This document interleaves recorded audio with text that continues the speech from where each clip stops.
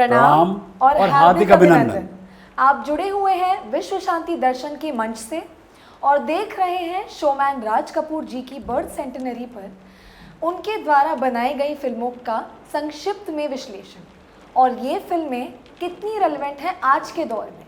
पिछली बार हमने शेफाली विश्लेषण किया था फिल्म आग का, है ना, जिसे राज कपूर ने सन 1948 में मात्र 23 वर्ष की उम्र में डायरेक्ट किया था। आज की फिल्म है बरसात, जो सन 1949 में रिलीज़ हुई थी और उस समय की सबसे बड़ी हिट फिल्म थी। दरअसल फिल्म ऑपोजिट पर्सनैलिटीज़ वाले दो दोस्तों पर केंद्रित है। अच्छा, क्या तुम यकीनी तौर पर बता सकते हो कि बात क्या और गुण क्या? फिर एक बात जो हमारे देश और मजहब में पाप समझी जाती है, वही बात किसी दूसरे देश और धर्म में क्यों पाप नहीं होती? क्या तुम अच्छे बुरे का एक ऐसा म्यार, एक ऐसा तराजू बता सकते हो क्योंकि हर देश, हर धर्म और हर इंसान के बारे में लागू हो सके? है कोई इसी कसौटी? हाँ है। अच्छे बुरे का सबसे बड़ा मयार एक ही है, और वो है किसी का दिल ना दुखाना, किसी के जज्बात या किसी की भावनाओं को ठेस ना पहुंचाना, और बस यही पुण्य है और यही पाप। प्राण यानी राज कपूर एक संवेदनशील युवक है जो ये महसूस करता है कि सच्चा प्यार ही एकमात्र ऐसी चीज़ है जो जीवन को अर्थ देता है और जीने के लायक बनाता है। और गोपाल यानी प्रेमनाथ एक प्लेबॉय है जिसका मानना यह है कि सच्चा प्यार जैसी कोई चीज़ नहीं होती है।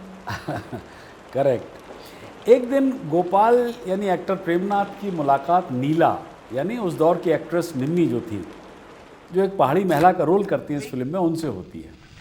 वो कौन? अरे वो जो दूसरी लड़की आई थी अभी। अरे मेरे फूले जल्लाद, खुद ही कत्ल करके पूछते हो कि साहब तुम मर क्यों गए? हाँ, अरे भाई तुम्ही ने तो कसम दिलाई थी कि मैं किसी दूसरी लड़की का मुंह तक ना देखूं। बस देख लो, तब से आज तक अगर कभी कोई लड़की सामने आ भी जाती है ना, तो बस इसी तरह आंखें बंद कर लेता हूँ। हाँ, निम्मी प्रेमनाथ से बहुत प्यार करती है और उसके साथ रहने की चाहत भी रखती है, मगर प्रेमनाथ को अन्य महिलाओं के साथ फ्लर्ट करना और मौज मस्ती करना पसंद है। अरे मियाँ, ये जो दुनिया में चार दिन रहना है ना, इन्हें रोते पीटते गुजार देने का नाम जिंदगी नहीं, बल्कि जिंदगी नाम है एक कहेगा जो कि एक फुलझड़ी की तरह चारों तरफ शगुफे बिखेरती चली जाती। यही तो फर्क है गोपाल भैया, तुम जिंदगी में फुलझड़ी के शगुफों को देखते हो, लेकिन वो शगुफे पैदा करने के लिए फुलझड़ी के सीने में जो आग लगाई जाती है उसे तुम नहीं देखते। तुम हर कदम पर एक नई रूबी के साथ डांस कर सकते हो, लेकिन जिस नीला को उन पहाड़ों में उम्र भर इंतजार करने के लिए छोड़ आते हो उसे तुम भूल जाते हो। और दूसरी ओर प्राण यानी राज कपूर की मुलाकात रेशमा यानी नरगिस से होती है और उनमें प्यार हो जाता है।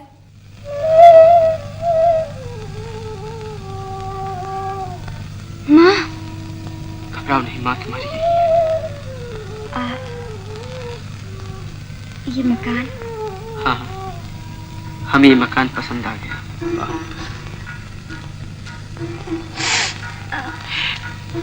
देखो तुम अब बातें बिल्कुल न करो, चुपचाप सो जाओ।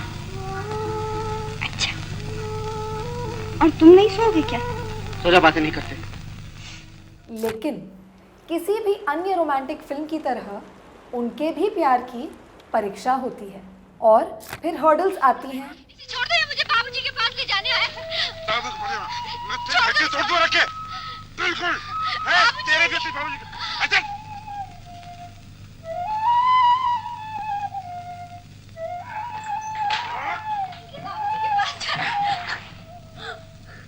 खबरदार जो घर से बाहर निकली, वरना हड्डियों का चूरमा करके रख दूंगा। बाबूजी का बच्चा, बाबूजी का उसका भी चूरमा कर दूंगा, हड्डियां तोड़ के रख दूंगा। दरअसल इस फिल्म को बनाने के पीछे शेफाली राज कपूर के इरादे प्योर थे, क्योंकि वो एक व्यक्ति के जीवन में शुद्ध प्रेम के मूल्य को प्रदर्शित करना चाहते थे। लेकिन दुर्भाग्य से यहाँ फिल्म का एग्जीक्यूशन थोड़ा वीक और मेरे हिसाब से थोड़ा लंबा हो गया, और परिणाम स्वरूप फिल्म थका देने वाली और इमोशनल लेवल पर स्ट्रेसिंग हो जाती है। सर, आपका कहना बिल्कुल सही है। फॉर एग्जाम्पल, कम से कम 5-6 सीन्स ऐसे हैं जिनमें राज कपूर और प्रेमनाथ प्यार क्या है इस पर अपने अपने पॉइंट ऑफ व्यू से चर्चा करते हैं। इन सीन्स का एक ही आउटकम है, प्यार के बारे में प्रोटैगनिस्ट प्राण का उपदेश और एंटैगनिस्ट गोपाल का प्यार के विचार को खारिज करना। उनके बीच की ये चर्चा थोड़ी देर बाद मोनोटोनस सी लगती है। मगर ये तुम्हें हुआ क्या है जो भोंदू की तरह बस टुकुर टुकुर देखे जा रहे हो? कहीं अभी तक उस लड़की की आंखें तो नहीं दिखाई दे रही? हाँ, कभी इसी का ख्याल सता रहा हो? हाँ गोपाल, ख्याल तो उसी का आ रहा है। बस बेटा, हो गए घायल दो ही बातों में। अरे मियाँ, कितने कच्चे खिलाड़ी हो। जरा हमारी तरफ देखो, जहाँ से एक बार गुजर गया बस दरिया की लहरों की तरह गुजर गया, लौट के फिर उस घाट का ख्याल तक नहीं आया। और थोड़े घाट पड़े रास्ते में। यही तो मैं सोच रहा हूँ कि कहीं तुम्हारा ये फलसफा उस लड़की के सामने आकर हार ना मान। शेफाली, फिल्म की सबसे अच्छी बात है नायक प्राण और नायिका रेशमा के बीच रोमांस की जो मधुर और स्वाभाविक प्रगति है। That's the best part. अच्छा, तुम सब समझती हो? अच्छा देखो तो मेरी आंखों, समझो इनमें क्या है, बता सकती हो? हाँ। तो बताओ।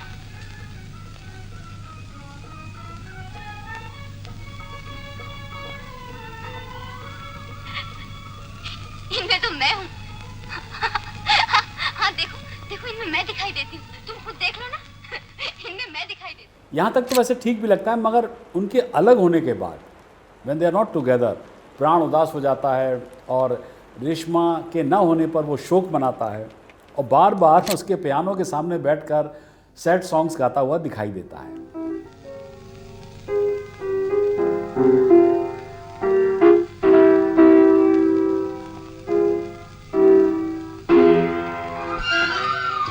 तोड़ गए बालम, तोड़ गए बालम, मेरा प्यार भरा दिल तोड़ गए, छोड़ गए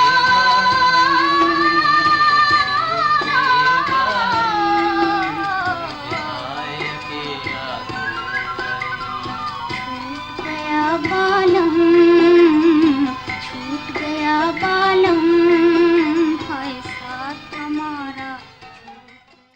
प्राण के मन की दुखद स्थिति इस हद तक बढ़ जाती है कि उसके प्रति सिंपैथी महसूस करने के बजाय हम उससे डिसअपॉइंट हो जाते हैं और उस पर दया करने लगते हैं। फिल्म के कम से कम 4 गाने स्वागत योग्य हैं क्योंकि वे सभी किसी न किसी रूप में प्राण और रेशमा के हृदय की वेदना और लालसा को व्यक्त करते हैं। उम्मीद के दिए बुझे दिल में है अंधेरा, जीवन का तो साथी न बना कोई भी मेरा, जीवन का तो साथी न बना कोई भी मेरा, फिर किसके लिए, फिर किसके लिए आज मैं जीता ही रहा हूँ।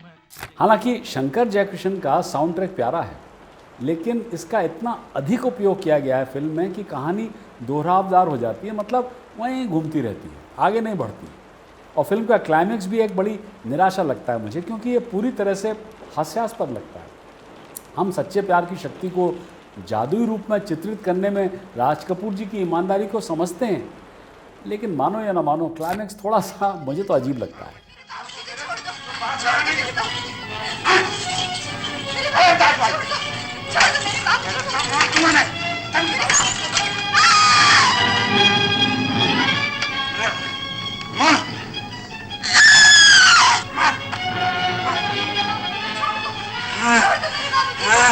नहीं मानती? इसी कुल्हाड़े से तेरी आंखों के सामने इसके 2 टुकड़े किए देता हूँ।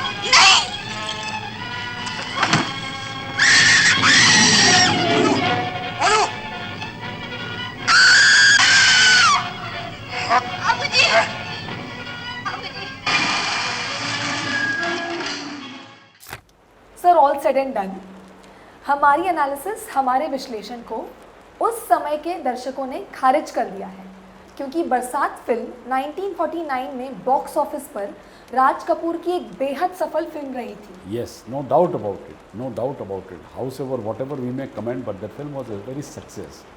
तो अगली बार विश्लेषण होगा राज कपूर के डायरेक्शन में 1951 में बनी फिल्म आवारा पर। आपको एक बार पुनः याद दिला दें कि ये वीडियोस आप विश्व शांति दर्शन पर राज कपूर जी की जन्म शताब्दी यानी उनकी बर्थ सेंटेनरी के उपलक्ष्य में देख रहे हैं। तो सब्सक्राइब कीजिए, साझा कीजिए और देखते रहिए हमारे साथ विश्रांति दर्शन।